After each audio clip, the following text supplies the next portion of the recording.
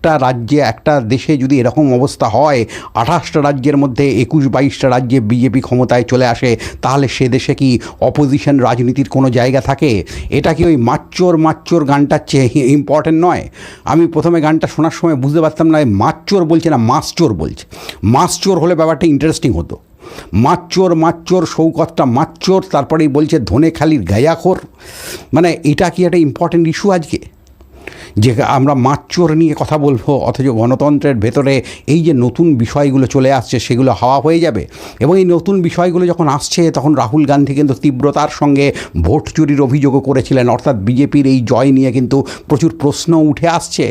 মমতা বন্দ্যোপাধ্যায় একভাবে প্রশ্ন করছেন, রাহুল গান্ধী একভাবে প্রশ্ন করছে, ফলে সব দিক দিয়েই কিন্তু আজকে প্রশ্নবাণে জর্জরিত বিজেপি সরকার। আবার বিজেপির এত মসৃণ অগ্রগতি এর আগে ভারতবর্ষে ঘটেনি, অথচ এইগুলো নিয়ে যে গভীর আলোচনার দরকার ছিল সেই আলোচনাগুলো নেই। কেন নেই?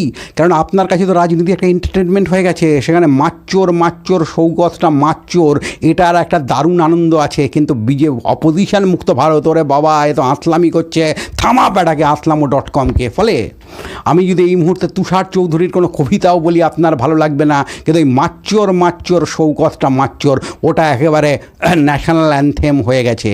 এরকম বাংলা গান কি আপনি এর আগে শুনেছিলেন? মাচ্চোর শৌকতটা মাচ্চোর। শুধু এই গানটা দিয়ে আমি প্রমাণ করে দিতে পারি যে সেই অর্থে কোনো বড় দুর্নীতি বা চুরি তৃণমূল শাসনে হয়নি। বিজেপি এই দায়িত্বটা নেবে তো এই গানটা চালানোর পরে, যে এই গানটা দিয়ে প্রমাণ করে দেওয়া যায় সেই অর্থে কোনো বড় দুর্নীতি বা বিরাট চুরির যে হিসাবটা বিজেপি অঙ্ক করে দেখায় সেরকম বিষয় হয়নি, শুধু এই গানটা প্রমাণ করে দিতে পারে। ফলে কি আর বলবো, অদ্ভুত এক জায়গায় দাঁড়িয়ে আছি, অদ্ভুত এক আধার নেমেছে দেশে, যে যত অন্ধ সে তত বেশি দেখে। এই কথা শুনে আবার ভাববেন না নীল গেঞ্জি পরে আছি, মাচ্চোর গান নিয়ে কথা বললাম, তার মানে ভাববেন না আমি তৃণমূল কংগ্রেসে ক্লিন চিট দিচ্ছি। তৃণমূল আমলে গভীর জোচ্চুরির ব্যাপার হয়েছে, নিশ্চয়ই হয়েছে, কিন্তু সেটাই মাচ্চুরির চেয়ে অনেক ভয়ঙ্কর, তার মধ্যে গভীর রাজনীতি আছে। সেগুলো নিয়ে না কথা বলে সম্পূর্ণ নন ইস্যুগুলোকে একটা ভয়ঙ্কর করে দিচ্ছে। আর একটু আগেই যেটা বললাম যে আজকে এমন জায়গায় এরা নিয়ে গেছে তৃণমূল এবং বিজেপি তার রাজনীতিকে, তাদের আইটি সেলের ভেতর দিয়ে, যে আমরা আজকে কবিতার কথা বলতে ভুলে যাচ্ছি। আমরা সবসময় ভাবছি, একদম ঠিক বলেছেন, ধন্যবাদ, আমরা সবসময় ভাবছি যেন কিছু স্টান্টবাজির কথাবার্তাই হলো রাজনীতির অন্যতম জায়গা।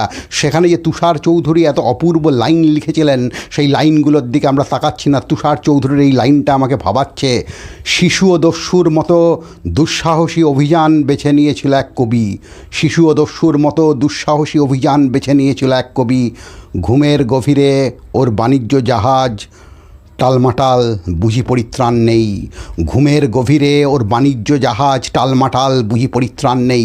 তাহলে পরিত্রাণহীন এক রাজনীতির সামনে আমরা দাঁড়িয়ে গেছি, যেখানে আসল ইস্যুগুলো হারিয়ে যাবে, শুধু মাচ্চোর নিয়ে গান হবে, কে কতটা সাম্প্রদায়িক কথাবার্তা বলতে পারলো সেগুলো নিয়ে হাততালি হবে, জনগণের রুটি কাপড়া মকানের প্রশ্নটা সম্পূর্ণ ভ্যানিশ হয়ে যাবে।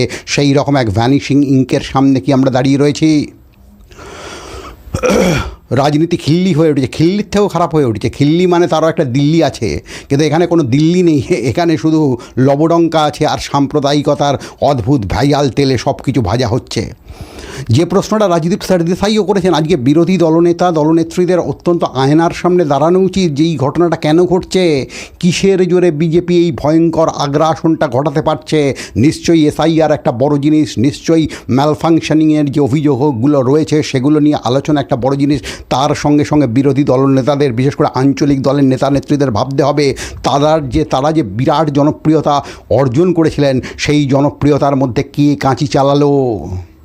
এবং যদি আমরা এই জাহাঙ্গীর খানের মডেলটা দেখি তাহলেই পরিষ্কার হয়ে যাব কাঁচিটা আসলে কোথা থেকে এসেছিল।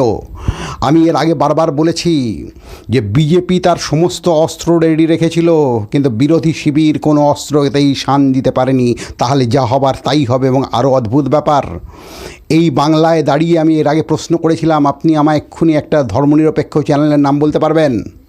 বিজেপি বিরোধী চ্যানেলের কিছু নাম বলতে পারেন, হয়তো কোনো ধর্মনিরপেক্ষ চ্যানেলের নাম বলতে পারবেন, কিন্তু হাতে গোনা যে দু তিনটে ধর্মনিরপেক্ষ চ্যানেল আজকের এই পরিস্থিতির সামনে চীনের প্রাচীর হয়ে দাঁড়াতে পারত, তাদের প্রথম থেকেই খতম করে দেওয়া হয়েছিল। তার মধ্যে আমি বলে দিচ্ছি, সুদীপ্ত সেনগুপ্ত বলে একজন সাংবাদিক রয়েছেন, fourth pillar we the people, দেখবেন যথেষ্ট ভালো চ্যানেল। এই ধরনের চ্যানেলগুলোকে কার্পেটের তলায় ঢুকিয়ে দেওয়া হয়েছিল। কার স্বার্থে ঢোকানো হয়েছিল? যাতে করে বাংলায় খুব মসৃণভাবে গদি মিডিয়া তার খেলাটা খেলতে পারে, যাতে করে দেবাশিস সহ যারা অন্য বিকল্পের কথা বলে তাদেরকে কার্পেটের সবচেয়ে তলায় ঢুকিয়ে দাও, গদি মিডিয়াকে কোনোভাবে চ্যালেঞ্জ যাতে করা না যায়। এই ব্যবস্থাটা খুব সুকৌশলে করা হয়েছিল। তার ফলশ্রুতির সামনে আজকে আমরা দাঁড়িয়ে রয়েছি।